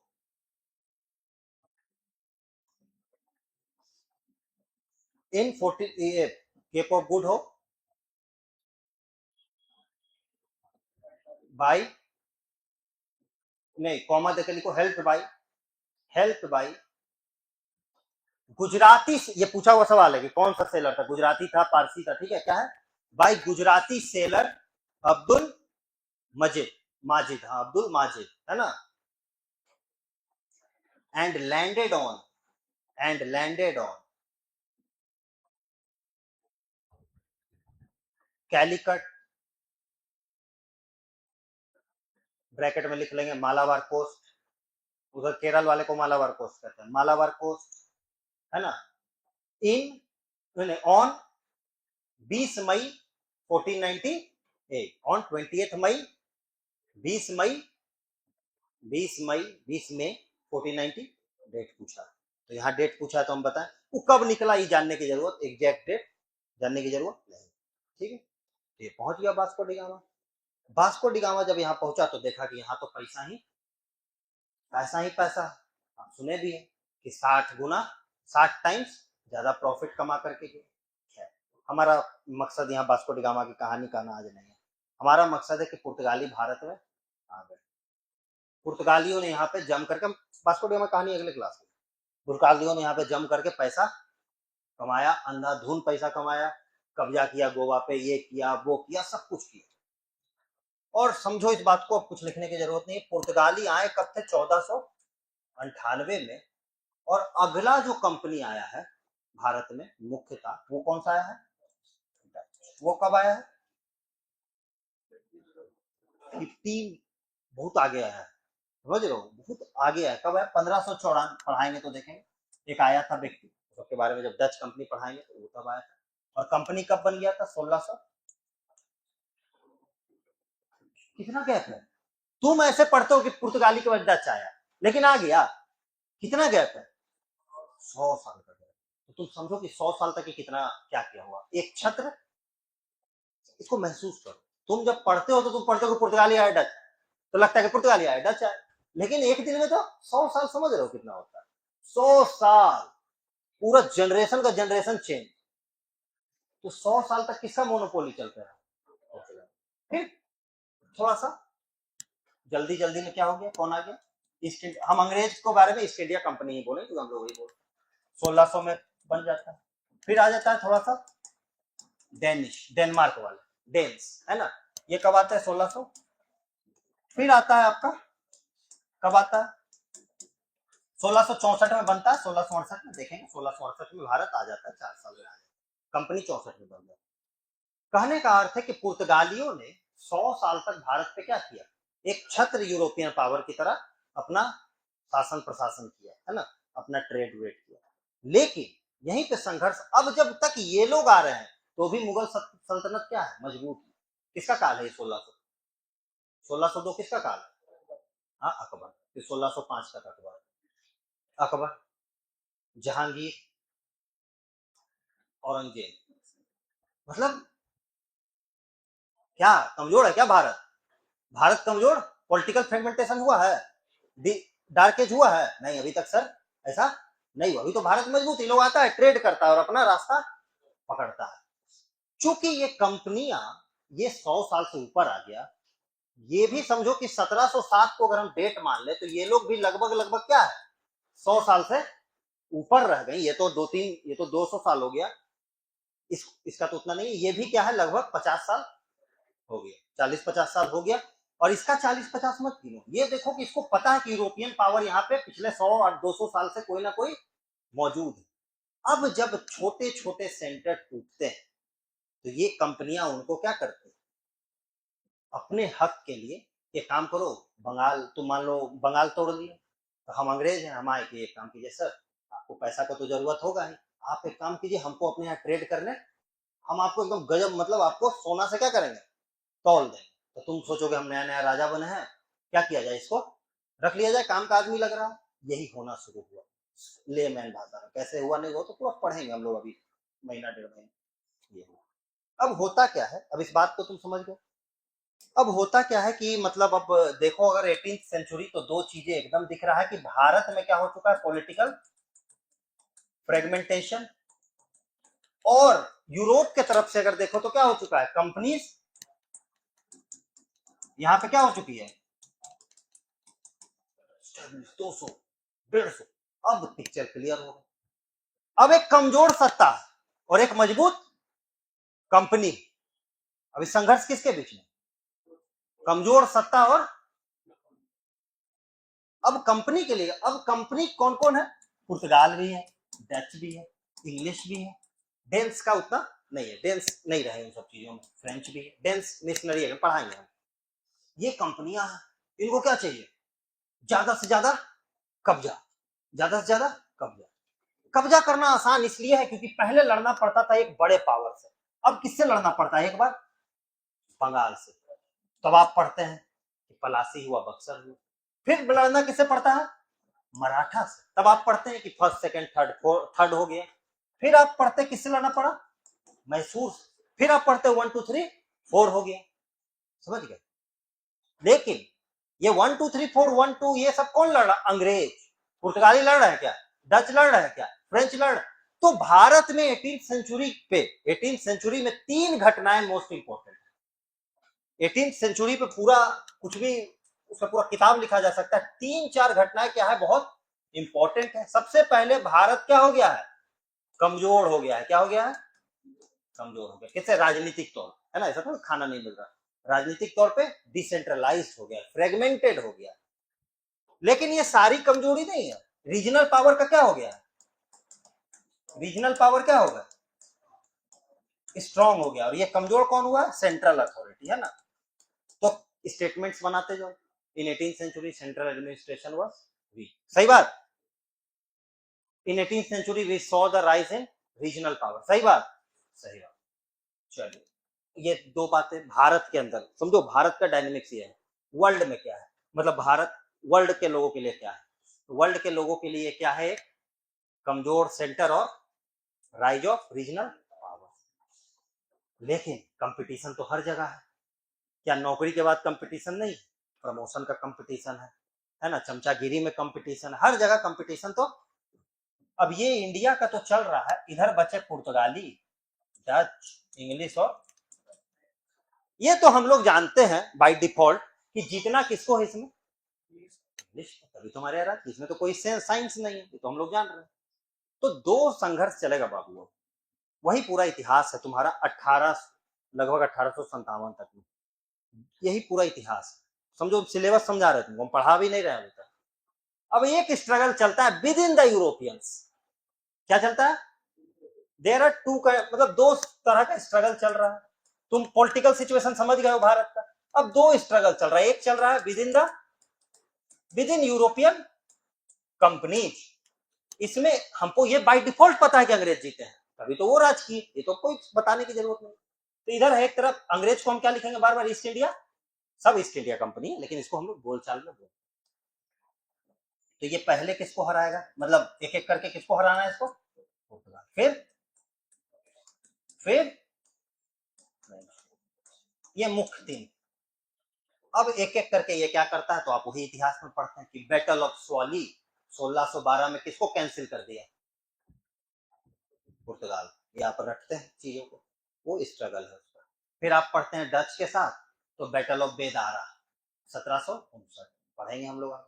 फिर आप पढ़ते हैं फ्रेंच के साथ, तो एंग्लो कार्नेटिक वॉर चलता है 3-3। और उसके बाद बैटल ऑफ वॉन्डी वॉश, है ना, बैटल ऑफ वॉन्डी। और जब ये तीनों हो जाता है, स्वाली हो गया, इसके साथ बेदारा हो गया, ये होता है 1612 में, ये होता है 1759 में। और इसके साथ क्या होता है? पहले एंग्लो कार्नेटिक होता है 1748 से लेकर के चलते रहता है, 2-3 होते रहता है, ट्रीटी के तहत वो 64 तक जाता है। और ये क्या होता है? वॉन्डी। कितना बार ये सब सवाल आया हुआ है कि battle of Wandi was fought between, आया हुआ सवाल है। Battle of Solly was fought between, तो हम लोग नहीं पढ़ रहे, तो हम लोग पढ़ेंगे कि उसमें कौन था, क्या था, वो अलग। तो अब क्या दिखा कि ईस्ट इंडिया कंपनी ने सारे अन्य यूरोपियन पावर पे कब्जा, कब तक? 1700, वो बस ट्रीटी हुआ था 64 में, ठीक है ना। ये लड़ाई 1760 में। 1760 के बाद अंग्रेजों को कोई यूरोपियन पावर चैलेंज, समझे इस बात, क्योंकि एक उसको लड़ाई किससे लड़ना था? यूरोपियंस। अब हमको दिख रहा है कि अंग्रेज क्या हो चुके हैं? सुप्रीम पावर, मतलब यूरोपियन कम्युनिटी में क्या हो चुके हैं? अब यहां पे किसका सत्ता है? सिर्फ इंडिया में, यूरोपियंस के बीच में। इंडिया में नहीं अभी हुआ, इंडिया में तो होगा, यूरोपियंस के बीच में। अब हम देखते हैं कि इसी काल में, चूंकि एक एक करके तो चीजें चलती नहीं, तो हम देखते हैं कि क्या देखते हैं। देखिए इस मैप को देखिए आप, कि यहाँ पे क्या है, तो यहाँ पे होता है पलासी। और क्या बंगाल को उसके बाद जीत लिया जाता है? इसको तो जीत चुका है ना, 57 और 64 में इसको क्या करता है, बंगाल पे कब्जा, डन। मुगल तो है ही नहीं, वो तो कमजोर है 18वीं शताब्दी में। फिर अपना देखते हैं मराठा। लास्ट कब होता है, 1818 में। ये होता है आपका 75 से 82, ठीक है। और ये होता है आपका 1803 से, क्या 1818 आते आते मराठा पूरा क्षेत्र जीत लिया, जीत लिया। इधर कौन है, यहाँ 4 हो जाता है। कब कब हो जाता है, 1767 से 69। फिर कब हो जाता है, 1780 से 84। फिर कब होता है, 1792। और फिर 1799, 90 से 92। अब तुम देखो क्या समझो। और फिर सिख का होता है, ये होता है, वो होता है। कहने का अर्थ क्या है कि सबसे पहले दुनिया में, अब हम एक लाइन में इसको हम पूरा सेंट्रलाइज करते हैं इसको। सबसे पहले ये हुआ, हम लोग इंडिया हिस्ट्री पढ़े कि 18वीं शताब्दी में भारत में बड़ा पॉलिटिकल, औरंगजेब इतना मजबूत शासक था, उसके जाने के बाद सत्ता को संभालने वाला कोई था नहीं। तो कहा गया कि भैया डार्क एज आ गया, पॉलिटिकल फ्रेगमेंटेशन हो गया। लेकिन कुछ लोगों ने कहा कि नहीं नहीं, साथ में तो रीजनल स्टेट का राइज भी हुआ। ये हुआ दुनिया में इसी वक्त क्या चल रहा था, उससे 200-300 साल पहले, कि मुसलमानों ने क्या कर लिया था, कॉन्स्टेंटिनोपल पे कब्जा कर लिया था। और ट्रेड के लिए बोलते थे कि बहुत ज्यादा टैक्स देना पड़ेगा। देने के लिए लोग तैयार नहीं थे। उस समय के सुपर पावर थे पुर्तगाल और स्पेन। उन्होंने तय किया 1494 में ट्रिटी ऑफ टॉर्डेसिलस से कि हम लोग क्या करेंगे, सी रूट खोजेंगे। और तय किया गया कि हम लोग, स्पेन उधर जाएगा और पुर्तगाली इधर आएगा। उसमें एक व्यक्ति वास्को डी गामा आया, उसका कहानी हम लोग पढ़ेंगे अराइवल ऑफ यूरोपियन वाले चैप्टर में। वो आ गया 1498 में। धीरे धीरे डच आ गए 100 साल में, फिर अंग्रेज आ गए, फिर 50-60 साल बाद फ्रेंच आ गए, चलते रहा। लेकिन अब इनके बीच में कंपटीशन शुरू हुआ, सोर्स रिसोर्स लिमिटेड है, प्रॉफिट सबको ज्यादा से ज्यादा चाहिए। तो अंग्रेजों ने एक एक करके सबको, कोशिश तो सब किया होगा हराने का एक दूसरे को, लेकिन अंग्रेजों ने सबको हरा दिया और अंग्रेज सुप्रीम पावर बन गए with in the European companies. अब अंग्रेजों को क्या चाहिए, उसको इंडिया में स्टेब्लिश होना। अगर इंडिया में यूनिटी होता तो किसी एक से लड़ता तो सब जाकर के लड़ता। तो क्या अंग्रेजों के जीतने का कारण, क्वेश्चन आता है कि अंग्रेजों के जीतने का निम्नलिखित में से क्या कारण है। अंग्रेज जीते तय है, हम लोग बैटल बैटल देखेंगे, लेकिन अंग्रेज ही क्यों जीते, एमसीक्यू में कैसे सवाल आएगा, what were the reason behind the victory of East India Company. सबसे पहली बात, अगर कोई लड़ाई में जीत रहा है तो ताकत उसके पास, ताकत ज्यादा होगी। भाई हम ग्रेट खली से लड़ाई में तो क्या होगा, पीटेगा, क्यों पीट रहा है, क्योंकि ताकत ज्यादा, पहली बात। ठीक है, और बहुत कुछ होगा लेकिन ताकत तो ज्यादा होगी। तो अभी हम तो यूरोपियन अराइवल नहीं पढ़ा, आप सीधा जानिए कि अंग्रेज ही क्यों जीता। ये तो हम लोग पूरा हिस्ट्री ही जब अंग्रेज के खिलाफ पढ़ेंगे, अंग्रेज ही क्यों, पुर्तगाली क्यों नहीं। तो लिखना है, एक क्वेश्चन लिखिए, मतलब ऐसे ही सीधा एक लाइन में क्वेश्चन मार्क दे करके, why English East India Company, English East India Company EIC लिख रहे हैं,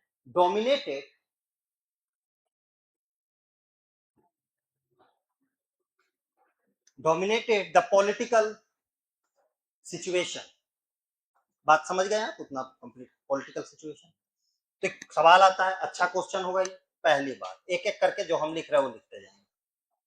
सुपीरियर नेवल पावर क्या है, सुपीरियर नेवल पावर। हम लोग अभी बहुत लंबा पढ़ने वाला है, ठीक है, तो सब कुछ क्लियर हो जाएगा, फैक्ट भी आपको सब आ जाएगा। सुपीरियर नेवल पावर, ये क्वेश्चन आता है ऐसे, ठीक है, तो है तभी जीते, आप लिखे हैं। दूसरी बात, प्राइवेट कंपनी क्या था ये, प्राइवेट कंपनी का क्या फायदा होता है। तुम कोचिंग हो, प्राइवेट इंस्टीट्यूशन, तुम गए सर हमको करना, तुमको हाँ हाँ ऐसे होगा वैसे, कहीं भी आप जाते हैं, आप कहीं गए कपड़ा खरीदने तो सर ये वाला, अरे सर ट्राई कर लीजिए, है ना। लेकिन तुम आओगे हमारे पास तो हम कहेंगे क्या करो, कल आओ। क्या कहेंगे तुमको, हम सरकारी अधिकारी बन गए, तो हम तुमको क्या कहेंगे, ये काम कीजिए। पूरा सरकारी अधिकारी का कैरियर 2-3 चीजों पे चलता है, कल आइए 11 बजे, समझे। अरे आधार कार्ड का कॉपी नहीं करवा, कल आओ, एक काम कीजिए 15 को आइए, 15 को आए तो 15 को, तो सर तो विजिट पे निकल गया, अभी तो इलेक्शन ड्यूटी है, समझ गए। तो उसी में क्या करना है, अगला 20-30 साल नौकरी करना है, यही सब बोल के। तो ये सरकारी है, अगर वो प्राइवेट रहता तो ऐसा नहीं करता।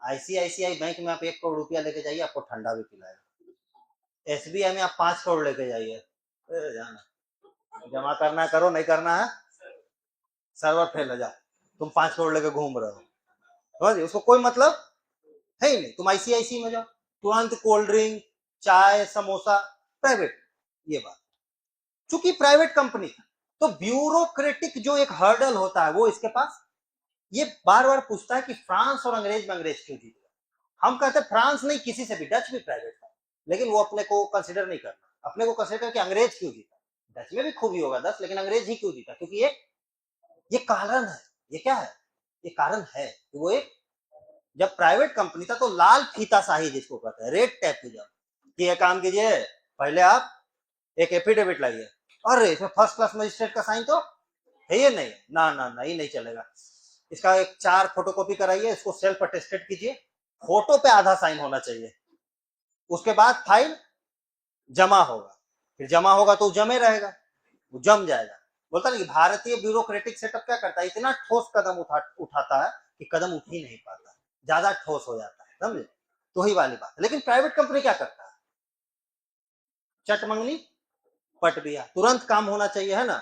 तो चूंकि प्राइवेट कंपनी था तो इसको क्या हुआ, प्राइवेट कंपनी से क्या फायदा, नो ब्यूरोक्रेटिक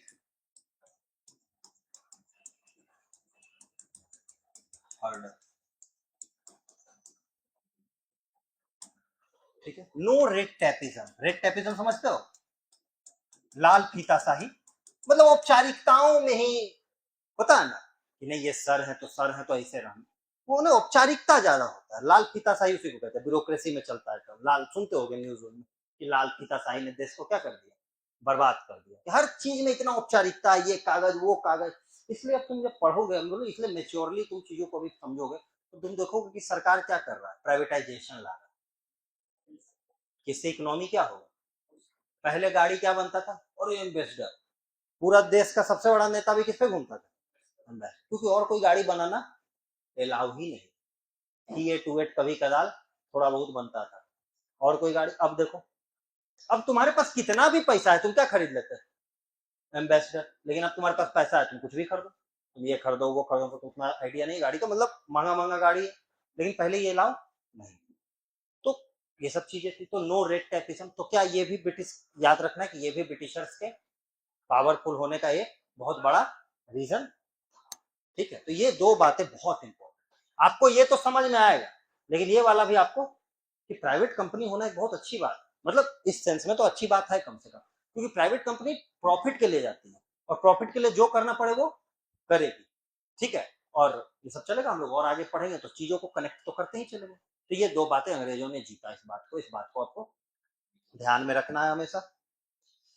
तो आप ये समझ गए कि 18वीं शताब्दी में क्या होता है, तो अंग्रेज पहले यूरोपियन पावर्स के अंदर में जीत दर्ज करते हैं, तो एक सेंस ऑफ पॉलिटिकल हिस्ट्री जो हम लोग पढ़ते हैं, तो वो पढ़ते हैं battle of Swally, Anglo Carnatic war, ये वॉर वो वॉर, ये अलग अलग, जितना बाइफरकेट कीजिएगा माइंड में उतना क्लियर, तो ये एक अलग, तो जब भी पढ़ेंगे तो ये एक अलग सेक्शन ऑफ।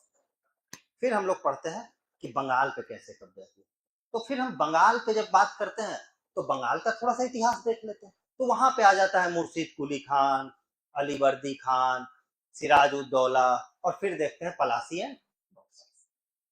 तो आप समझ गए क्या, समझिए कि हम पढ़ते क्या, ऐसे नहीं कि कुछ भी पढ़ते जाते हैं और ये भी लड़ाई होगी, नहीं, अलग अलग लड़ाई है भाई, तुम इसको सेंस में तो बैठाओ। तो एक लड़ाई तो हम लोग पढ़ते हैं कि भैया विद इन यूरोपियंस, इसमें कौन कौन लड़ाई है बाबू बताओ, हम एक चार्ट बना देते हैं विद इन यूरोपियंस का, कौन कौन लड़ाई है बताओ इसमें, तुम लोग भी बना लेना साथ साथ में, और इसको अभी एक बार ऊपर ऊपर याद करोगे, फिर क्या क्या लड़ाई में हुआ, लड़ाई में क्या होता है, तलवारें टन टन बजती है, घोड़े टिक टिक टिक दौड़ते हैं, और तो कुछ होता नहीं लड़ाई में, तो आपको तो समय जानना है, काल जानना है, लोगों का नाम जानना है, with in Europeans, with in Europeans, और जीतना किसको है, जीत, जीत तो तय है, जीत क्या है, जीत तो तय है, तो भैया देखिए, तो सबसे पहले आता है, हम ईस्ट इंडिया कंपनी जब भी लिखेंगे तो अंग्रेज, आज हम नोट्स दे रहे हैं आपको, बस सीधा सीधी पढ़ा नहीं रहे हम, बैटल बैटल तो हम लोग आगे कल से पढ़ेंगे। सबसे पहले ये किसको हराएगा, कौन सा लड़ाई याद रखना है इसमें, सीधा सवाल आता है, बैटल ऑफ, क्या इस लिखे हुए से आप नहीं समझ जाएंगे कि बैटल ऑफ स्वाली लड़ा गया था किसके किसके बीच?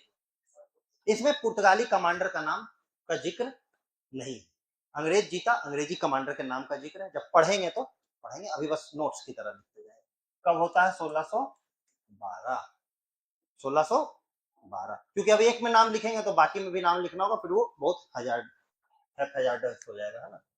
दूसरा कौन है जी? एक याद रखेंगे, किससे लड़ा? डच।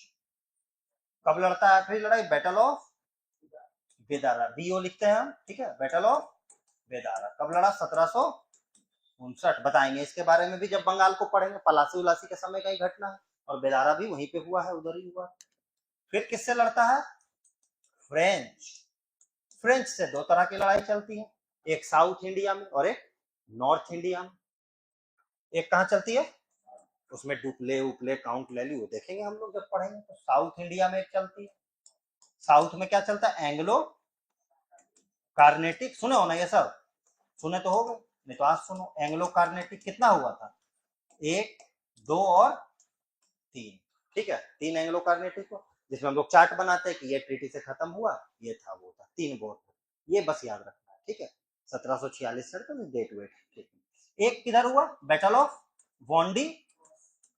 इसी पे क्या हो गया? अंग्रेज व्हाइट वॉश कर दिया 1760। कुछ क्वेश्चन तो आपका इसी पेज के इतने ही चीजों से निकल जाए। हम अभी बैटल नहीं पढ़ा है, इस बात को एकदम मन माइंड, अरे खत्म हो गया तो नहीं समझ में। हम पढ़ाए का, हम भी बताए का, नहीं बताया। Battle of Wandi. अब अंग्रेज, इसके बाद क्या हो गया? यूरोपियंस के बीच में, यूरोपियंस के बीच में ईस्ट इंडिया कंपनी का। अब यूरोपियन उसको चुनौती, अब उसकी चुनौती कौन है भाई? रीजनल पावर, बंगाल, मराठा, मैसूर, ये वो, है ना। अब तुम ये भी गौर करो, हम एक लाइन में बताते हैं कि जब ये लोग को जीत जाता तो फिर नेपाल से लड़े चल जाता, फिर अफगानिस्तान से भी लड़ गया, क्योंकि फिर जब इंडिया को जीत लिया तो सोचा कि आसपास का भी क्षेत्र, ये सब एक सीक्वेंस में हो रहा है। तो चूंकि तुम पढ़ते हो किताब में इधर से उधर, पढ़ाने वाला भी क्या है, उसको वैसी मतलब बोल दिया जो मन में है कि हाँ लड़ाई है, सब लड़ाई है। सब लड़ाई नहीं, लड़ाई तो है लेकिन सब वैसा लड़ाई नहीं जैसा, ये प्रोसेस। तो एक प्रोसेस ये है जहां पे अंग्रेज इमर्ज हो गए। अब अगला प्रोसेस क्या है भैया? अगला प्रोसेस क्या है कि इंडिया में पावरफुल होना। तो इंडिया में 3-4 बहुत से लोगों से लड़ता है, लेकिन अभी हम लोग नोट्स पॉइंट ऑफ व्यू से छोटा सा आज इंट्रोडक्शन क्लास में, एक लड़ता है। कौन कौन सी लड़ाई लड़ता है? पलासी। कौन सी? कब हुआ? अब इसमें कौन थे, युद्ध क्या हुआ नहीं हुआ, ये हुआ वो हुआ, इसके पहले बात को पलासी पढ़ेंगे तब। फिर बक्सर, फिर इसमें भी क्या हुआ नहीं हुआ, रॉबर्ट क्लाइव क्या था, इलाहाबाद का ट्रीटी क्या था, वो अलग चीज है। लेकिन ये दो लड़ाई से बंगाल क्या हो गया? कैप्चर हो गया। Bengal was the richest province, Bengal was the richest province. तो आप जो पिछला लिखे थे बात, यहाँ पे कौन सा? ये वाला क्वेश्चन क्या था? ये वाला क्वेश्चन, ठीक है, कि क्यों जीता, क्यों? कंट्रोल ओवर, कंट्रोल ओवर, क्यों बंगाल वाज द, ये सवाल सीधा आया हुआ कि मुगलिया सल्तनत में रिचेस्ट प्रोविंस कौन सा था, सबसे अमीर राज्य कौन सा था? कौन सा था जी?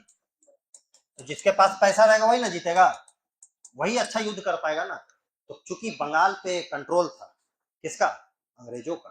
तो अंग्रेजों ने बाकी सबको हराने में, उनके पास रिसोर्स का एबंडेंस। चलिए, तो पलासी हो गया। इसके बाद क्या आते हैं हम लोग देख ले, मराठा। कौन है? मराठा से कितना लड़ाई हुआ अभी बताए, अच्छा से लिख लो अभी एक बार, 75 से। इसमें क्या क्या ट्रीटी हुआ? ट्रीटी ऑफ सूरत से शुरू हुआ, ट्रीटी ऑफ साइलबारी हुआ, बीच में बडगांव हुआ, ये हुआ, वो कहानी, वो कहानी तो पढ़ेंगे, क्योंकि अब एक ये एक एक चैप्टर है। एंग्लो बंगाल, एंग्लो मराठा, है ना चैप्टर। तो चैप्टर कैसे बना पहले वो आज सीख रहे हैं।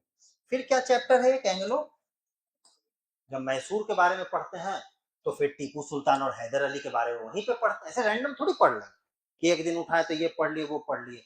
वो जब चैप्टर होगा एंग्लो मैसूर, तो टीपू सुल्तान और हैदर अली, और अंग्रेज इससे कितना लड़ाई लड़ा थी? 4 लड़ाई लड़ा। कब कब लड़ा? 67 से 69, फिर 80 से 84, फिर 90 से 92। और फिर इसी में हम लोग फैक्ट जब पढ़ेंगे तो फैक्ट देख लेंगे कि इस समय वाइसरॉय, इस समय गवर्नर कौन था, इस समय राजा कौन था, इसमें कौन सा युद्ध हो गया, किस युद्ध में कौन मर गया, तो कहानियां, लेकिन ये मूल बात। फिर कुछ दिनों बाद समय लेकर के यहाँ पे कौन सा राज्य है, सिख बोलो या पंजाब बोलो, तो जब सिख पढ़ते हैं तो फिर रंजीत सिंह के बारे में पढ़ते हैं, सिख पढ़ेंगे तब रंजीत सिंह के बारे में पढ़ेंगे, ऐसा थोड़ा हवा में एक दिन उठाएंगे और रंजीत सिंह के बारे में पढ़ने लगेंगे, समझे। तो एक सेक्शन जो हम लोग कल से पढ़ेंगे, हम ज्यादा आज आप लोग को नहीं बोलेंगे, कंफ्यूजन होगा, एक सेक्शन जो हम लोग कल से पढ़ेंगे उसमें हम लोग क्या तय करेंगे, पहले कि यूरोपियंस आए, यूरोपियंस, तो उसमें सीक्वेंस है कि पहले ये है, पहले वो है, कंपनी बनाए, वो बनाए, उसमें आ जाएगा थोड़ा छोटी छोटी बात। फिर एक सीक्वेंस हम लोग पढ़ेंगे कि यूरोपियंस के बीच में संघर्ष, और आज हम बता दिए कि संघर्ष क्यों हुआ, क्योंकि पॉलिटिकली भारत क्या हो चुका था, फ्रेगमेंटेड था, कमजोर था, तो लोग संघर्ष करेंगे और उस संघर्ष होगा और उसमें जीत के कौन आ जाएगा। फिर हम लोग अगला चैप्टर क्या पढ़ेंगे कि कैसे ईस्ट इंडिया कंपनी ने भारत के अलग अलग राज्यों पे कब्जा किया, और उसमें फिर फैक्ट है, वाइसरॉय है, वहां पे है वो सब, एक ही पहला क्लास में कैसे आ जाएगा, पहला क्लास में आ रहा है तो समझो कि अगला आदमी रट के आया, उसको अभी प्रॉपर क्लैरिटी अभी चीजों का समझ नहीं है ना, समझिए, तो ये चीज है तो पढ़ेंगे। अब देखिए ये सिलेबस इतना दूर हम आपको बताएंगे, समझ गए, वो पढ़िएगा आप, वो मेरे काम का नहीं, वो आपको, बच्चा चूंकि चाहता है कि कुछ हमको मिले, आदमी दे देता है ना, लो लो ले जाओ, बाकी जो हम बताएंगे हम उसको देखेंगे तो हम पागल हो जाएंगे, उतना ना वैसे नहीं करना है ना। दूसरी बात तो जीतेगा, अब जब जीत जाएंगे तो अब इंग्लैंड किस पे कब्जा कर लिया बाबू, मतलब इंग्लैंड सुप्रीम पावर हो गया, हो गया, तब इंग्लैंड प्रशासन चलाएगा, अरे कांग्रेस कभी सत्ता में थी, फिर एक दिन भाजपा आ गई तो भाजपा प्रशासन चलाएगी कि छोड़ देगी, कि नहीं नहीं तो कांग्रेस का देश हम छोड़ दें, ऐसा नहीं ना होगा, तो प्रशासन चलाएगा। तो अभी ईस्ट इंडिया कंपनी को लड़ने की जरूरत, क्योंकि यूरोपियंस बचे नहीं और इंडियंस का हिम्मत, अब क्या चलाएगी ईस्ट इंडिया कंपनी, अब यहां पे जो एडमिनिस्ट्रेशन चलाएगी तो लैंड रेवेन्यू, क्या चलाएगी, लैंड रेवेन्यू कहिए या इसको कहिए इकोनॉमी, क्या चलाएगी, इसी में आप पढ़ते हैं लैंड रेवेन्यू में रैयतबाड़ी, महलबाड़ी, क्योंकि अब तुम सोचो यार, तुम इस बात को महसूस करो कि एक कंपनी थी, उसने पहले अपने राइवल्स को हराया, फिर जिस देश में आई थी उसके अलग अलग पॉलिटिकल पावर्स को हराया, अब वो सत्ता के सेंटर पे बैठी हुई है, अब उसको क्या चलाना है, इस देश को रन करना है, तो इस देश के क्या क्या घटक है, आज सरकार क्या करती है, इकोनॉमिक पे ध्यान देती है, एजुकेशन पे ध्यान देती है, सब कुछ पे, एग्रीकल्चर पे ध्यान देती है, कोर्ट लॉ एंड ऑर्डर पे ध्यान देती है, तो ये भी तो सरकार है ना, ये भी तो सरकार है ना, ये तो सरकार है, तो ये इकोनॉमी पे ध्यान देगी, उसी इकोनॉमी में हम लोग क्या पढ़ते हैं, लैंड रेवेन्यू में जमींदारी, रैयतबाड़ी, आता है क्वेश्चन इससे, आता है ना, पहले समझना है कि सीक्वेंस कैसे बन रहा है, आया, लड़ा, जीता, शासन में आ गया, शासन में आ गया तो चीजों को चलाना है, ऐसे मन से नहीं हो रहा है, ऐसे पढ़ने में क्या लगता है कि कौन वाली आया बोल दिया क्या से जमींदारी, ऐसे थोड़ी होता है, क्यों बोलेगा भाई, अब बोलेगा तो उसका सुनेगा कौन, है ना, वो सत्ता है, ही इज द अथॉरिटी, ये होगा, इसमें चलेंगे हम लोग। फिर एजुकेशन, तो यहाँ पे देखो ना मकौले मिनट आ गया भाई, क्योंकि उसको सरकार है तो उसको पढ़ाई लिखाई पे भी एंग्लिसिस, डिबेट ओरिएंटेड सब पढ़ेंगे। फिर भैया ये सब है तो लॉ एंड ऑर्डर देखना होगा, तो कोर्ट कचहरी, जुडिशियरी पे ध्यान देना होगा, आज के डेट में राज्य हैं अलग अलग, ये राज 28 राज 8 केंद्र, उस समय क्या बनाया गया, 3 प्रेसिडेंसी, और उसमें भी कलकत्ता प्रेसिडेंसी को टॉप रखा गया और बाकी बना बॉम्बे और मदर, देखेंगे तो प्रेसिडेंसी का अपना वर्णन। अब ये 3 सेंटर ऑफ पावर है, तीनों अंग्रेज है, तीनों एक लेवल का आदमी है उसका, तो क्या ये लोग को कंफ्लिक्ट होगा, आज पढ़ते हो सेंट्रल स्टेट रिलेशन में क्या हो गया, conflict, inter state relation, politics होता है ना, कि पानी को लेकर के क्या हो गया, विवाद हो, तो विवाद क्या इन प्रेसिडेंसीज में होगा, जब विवाद होगा तो इसको ब्रिटिश पार्लियामेंट कंट्रोल करने का प्रयास करेगी, देखेगी कि कंपनी बड़ा पैसा कमा रही है, साला विवाद कर देती है जमुना तब करके, तो क्या करेगी, कंट्रोल करने का प्रयास करेगी, कंट्रोल करने का प्रयास करेगी तो क्या लाएगी, एक्ट्स लाएगी, क्या लाएगी, तो regulating act, fix India act, act of settlement, charter act, ये एक्ट वो हवा में नहीं ला रही है, ऐसा नहीं कि सो के उठी मोदी जी जैसा 8 बजे नोट, मतलब तो बता दिया धुरंधर में हम लोग को। देखो अगला जो जो हो रहा है, कब कौन फिल्म पता चलता है क्यों हो रहा है। मैं मोदी जी को देखे तुम लोग को याद है नोटबंदी याद है ढंग से, तो किए क्यों, हमको उसमें इंटरेस्ट नहीं है। रोज सुबह उठ के एक बात कहते थे, क्या 400 निकाल सकते हो, आज 200 निकाल सकते हो। रोज एक जो उनको सुबह उठ करके जो पहला सोचाता था ना, वही देश में बोल दिया। हालांकि अब हम सरकार का ज्यादा क्रिटिसिज्म करना उचित नहीं है, लेकिन अभी 10 ही 12 दिन हुआ है तो आदत से लाचार है, माफ कर दीजिए हमको। तुम लोग को नहीं बोले, कैमरा में बोले, यूट्यूब पे देखिए। समझ गया, तो इकोनॉमिक, एजुकेशन, जुडिशियरी, प्रेसिडेंसी, हम लोग ये सब पढ़ेंगे। अच्छा, जब प्रशासन करेगी तो अभी बताओ, भारतीय सरकार अपनी सरकार है, अपने लोग चुने हैं, लोग रूस एजुकेशन पॉलिसी से खुश है आदमी? नहीं सर, पेपर क्या हो गया। इकोनॉमी से खुश तो कभी कोई खुश है ना, तुम कुछ भी कर दोगे खुश कैसे हो जाएंगे। राज्य खुश है? नहीं, हमको फंड कम दिया, हमको विशेष राज्य का दर्जा चाहिए, खुश कोई नहीं है। कानून आता है, आज भी कानून तो आता है ना, अलग अलग भारत अधिनियम, ये अधिनियम, ऑनलाइन एक्ट, जरूरत है। और क्या आंदोलन हो रहा है देश में, हुआ कॉकरोच जनता पार्टी, या ऐसे हजारों चीजें चलती, किसान का ये वो देख रहे हो, सुनते हैं। तो अब ये जो प्रशासन में आया, प्रशासन में आया और अपनी नीतियों को लाया, जब नीतियों को लाया तो नीतियों का विरोध करने वाले खुद ब खुद किसी ना किसी को तो उसका घाटा हो। तो अब वहां पे होता है फिर अंग्रेजों के खिलाफ क्या, तो इसमें आप पढ़ते ट्राइबल रिवोल्ट। क्यों हो रहा है रिवोल्ट? क्योंकि नीति निर्धारक है ये। नहीं तो पहले वो कंपनी था तो उसके खिलाफ क्यों रिवोल्ट, मुगल के खिलाफ रिवोल्ट होता, क्योंकि वो सरकारों के खिलाफ रिवोल्ट होता है। ट्राइबल होगा, फिर पीजेंट किसान का आंदोलन होगा। पढ़ते हैं हम लोग ये किसान तो पढ़ते हैं, ये बात हुआ, ये एक सिलेबस, फिर हम देख रहे हैं सिलेबस बढ़ रहा है ना, यही सब होता है ना सिलेबस में, फिर ये चलते रहता है, ये सब चला। तो ये सब आंदोलन हुआ, ट्राइबल, किसान, सिविल रिबेलियन, ये वो चला, ये सब दुख हो रहा है, जनता बहुत दुखी है एकदम, मतलब मत कहो, हमेशा की तरह जनता सेम टू सेम दुखी ही रहती है, तो जनता दुखी है, ये सब रिवोल्ट वोल्ट चल रहा है।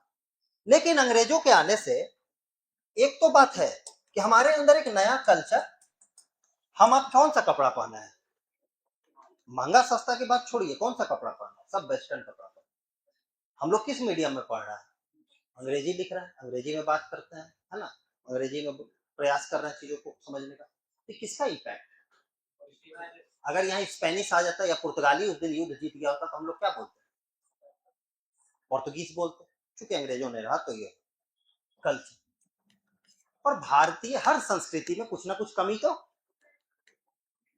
तो कुछ लोग यहाँ पे आए जिन्होंने देखा कि भैया हिंदू में क्या है, ये चीजों की सती प्रथा है, कास्ट सिस्टम, दलितों के साथ गलत व्यवहार है, ये हुआ। फिर मुसलमान है, मुसलमानों को याद आया कि अंग्रेजों के आने से पहले सत्ता किसके हाथ में थी, मुस्लिम के हाथ में थी। अंग्रेजों के आने से सबसे ज्यादा नुकसान किसको हो गया, हमारा राज्य चला गया, बहादुर शाह जफर को मार दिया, ऐसे कर दिया, या जो भी है, मतलब मुगलिया हट गए। और ये लोग क्या कर रहा है, हम लोग के धर्म में हस्तक्षेप कर रहा है। सिखों को भी आया कि गुरुद्वारा पे किसका अधिकार होना चाहिए, मेरा अधिकार होना चाहिए।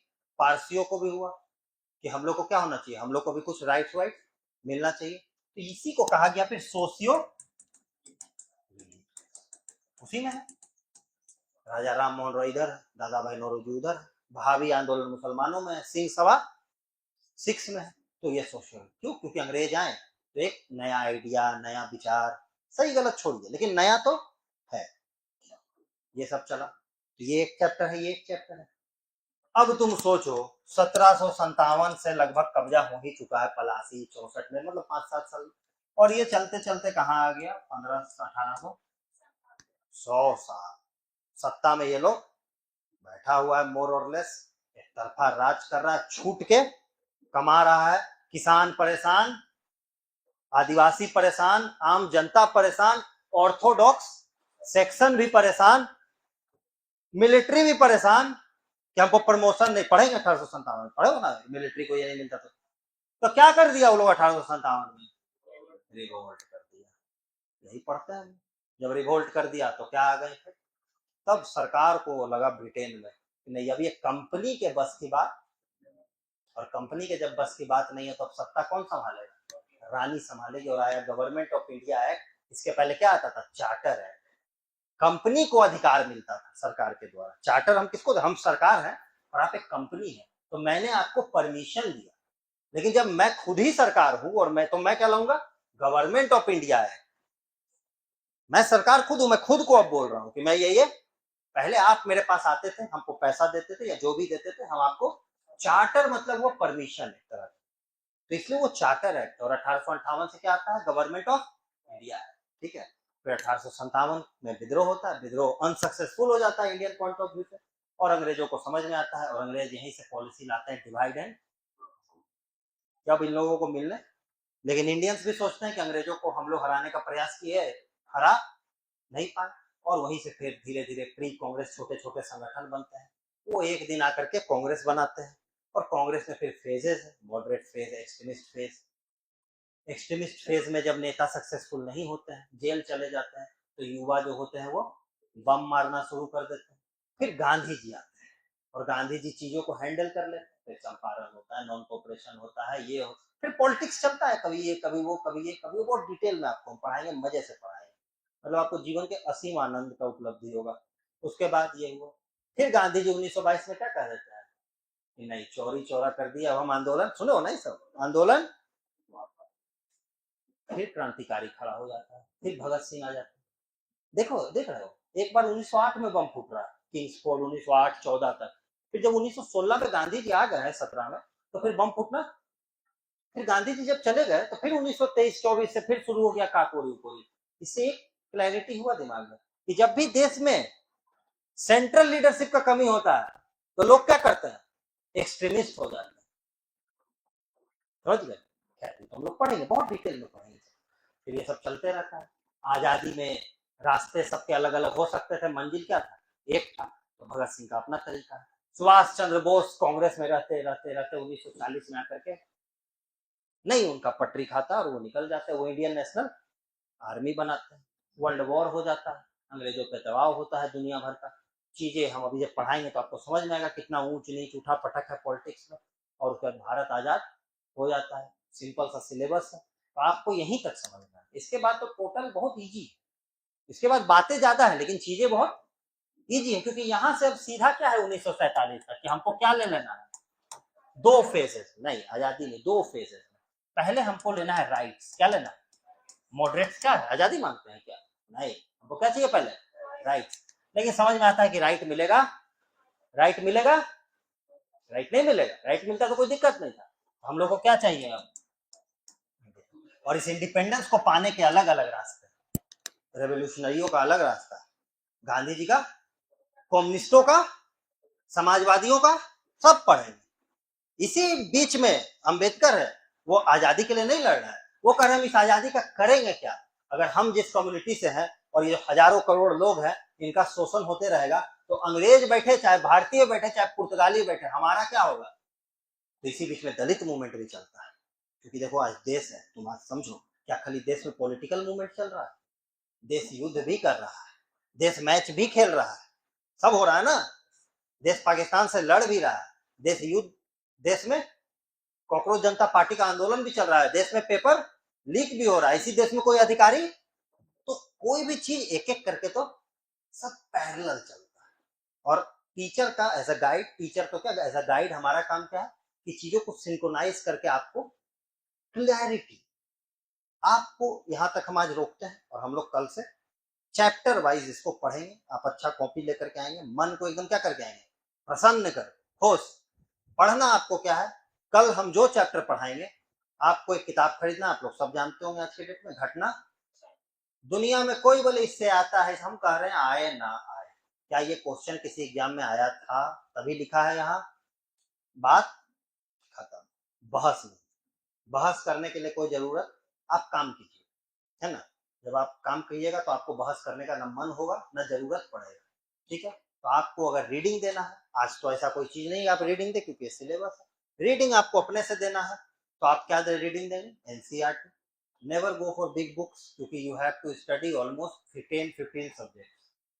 इस बात को महसूस करो यार, तुम नहीं कर पाओगे, तुम आज जोश में खोलोगे 500 पन्ना का किताब है, तुम पढ़ोगे लगेगी क्या हो गया यार, फेंक दोगे। फिर इकोनॉमिक्स का 500 पन्ना पढ़ने लगोगे तो पागल हो जाओगे धीरे धीरे।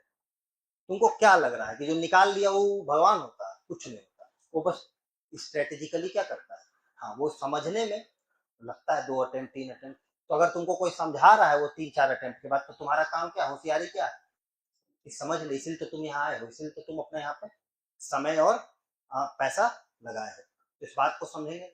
एनसीईआरटी मेरे तरफ से कोई किताब रिकमेंडेड नहीं है। दूसरी बात, आप बाहर निकल के हमसे पूछेगा कि सर हम ये किताब पढ़ लें, तो हम आपको हाँ बोल देंगे, क्योंकि हम आपको जब समझाएं तो आप समझना चाहे नहीं, तो मतलब आपको हाँ सुनना चाहते हैं तो हम 1 सेकंड में हाँ बोल देंगे, हम अगला सेकंड नहीं लगाएंगे, नहीं समझाएंगे हम, क्योंकि हम समझा दिए। स्पेक्ट्रम पढ़े सर, भाई तुम घटना चक्र पढ़ो, जब एक बार घटना चक्र पूरा पढ़ लेना तो तुम स्पेक्ट्रम, पहले क्वेश्चन जब तुम पढ़ोगे तो तुम जब किताब पढ़ो, क्वेश्चन के बाद जब किताब पढ़ोगे तो तुमको समझ में आएगा कि कहाँ से क्वेश्चन कैसे फ्रेम होता है। किताब से क्वेश्चन की तरफ नहीं जाना है, क्वेश्चन से, समझ गए। तो घटना चक्र खड़े बोलिए। अब 8, 9, 10 का हमको ध्यान नहीं है, जिसमें मॉडर्न हिस्ट्री होगा वो पढ़ लीजिएगा अपने ही स्तर पे। वो क्लास से सिंक नहीं करेगा, वो किताब यार 11, 12 के लिए लिखा है, वो थोड़ी तुम्हारा बीपीएससी के लिए लिखा है। तो आपको अगर होता ना कि होता है आदमी को कि हमको क्या करना है, कुछ सेंस ऑफ कंप्लीशन नहीं आ रहा है, तो सेंस ऑफ कंप्लीशन के लिए एनसीईआरटी 12 वाला पढ़ो, ज्यादा दिमाग में मतलब 12 वाला, और शायद हमको लगता है 9 में है या 10, 8 में है, 8 वाला और 12 वाला थर्ड पार्ट, ठीक है वो बात। और मेन जो किताबों कौन सा है, पीवाईक्यू। पीवाईक्यू किसका, सर हम दृष्टि का ले ले, सर हम उसका ले ले, सर नहीं भाई तुम कौन सा लोगे, घटना चक्र लोगे, समझ गए। और बस जो बोला जा रहा है उसको क्या करो, फॉलो करो। कोई दिक्कत समझने, मतलब जो भी बताएगा वैसे तो कुछ विशेष नहीं है, लेकिन जो भी बताएंगे समझे। आपके ऐसे हवा में कुछ चीजें, सबका सीक्वेंस, सरकारें बनेंगी, नीतियां बनेंगी, नीतियों का विरोध होगा, विरोध जब चरम पे जाएगा तो 1857 हो जाएगा, समझिए। यहाँ तक बात है। कल हम लोग पढ़ेंगे, और कल हम जो चैप्टर पढ़ाएंगे वो आप घटना चक्र अगर आपके पास है तो आप उसका क्वेश्चन देख करके आने का प्रयास करेंगे। आपके पास काम क्या है, यही आपका एकमात्र काम है। तो कल हम लोग कौन सा चैप्टर पढ़ेंगे, यूरोपियन अराइवल इन, और जो नोट्स वोट्स ये सब है वो कल से आपको लिखवाया जाएगा तरीके से। आज कुछ लिखवाने का तो कुछ है, बोलने का। तो इसको हम लोग कल से पढ़ेंगे। कितने बजे से क्लास है, 10 बजे, 9:30 बजे से, है ना, 9:30 से, ठीक है, हम ही आ जाएंगे दोस्त। तो इसमें यूरोपियन अराइवल इन इंडिया हम लोग कल पढ़ेंगे, और कल हम लोग मिलते हैं। कोई समस्या विशेष, कोई दिक्कत नहीं ना, आप पढ़िए, आप बाकी आपको समझ में आ जाएगा। चलिए ठीक।